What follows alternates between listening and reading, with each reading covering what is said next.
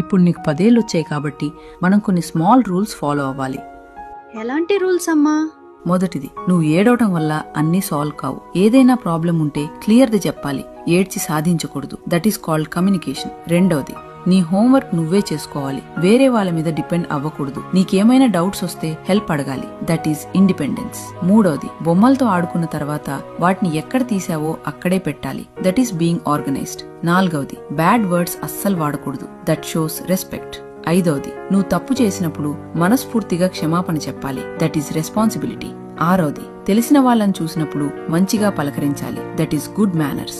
ఏడవది, ఇంటి పనుల్లో అమ్మా నాన్నలకు ఇష్టంగా హెల్ప్ చేయాలి. That is sharing. ఎనిమిదవది, నీకు ఏదైనా అర్థం కాకపోయినా లేదా డౌట్ వచ్చినా మౌనంగా ఉండకుండా వెంటనే అడిగి తెలుసుకోవాలి. That is honesty. తొమ్మిదవది, కారణం లేకుండా కోప్పడ్డం, చిరాకు పడ్డం చెయ్యకూడదు. నీ ఎమోషన్స్ ని కంట్రోల్లో ఉంచుకోవాలి.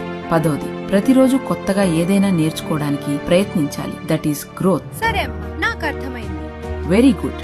ఇవాళ ఈ రూల్స్ స్ట్రిక్ట్ గా అనిపించొచ్చు, కానీ రేపు మీ పిల్లల భవిష్యత్తుకు ఇవి చాలా అవసరం. బాల్యంలో నేర్పే క్రమశిక్షణే జీవితంలో బలంగా మారుతుంది. ఈ చిన్న పాఠాలు గొప్ప జీవితాలను తీర్చిదిద్దగలవు. ఈ మెసేజ్ ని పిల్లలను పెంచుతున్న తల్లిదండ్రులకు షేర్ చేయండి. నెక్స్ట్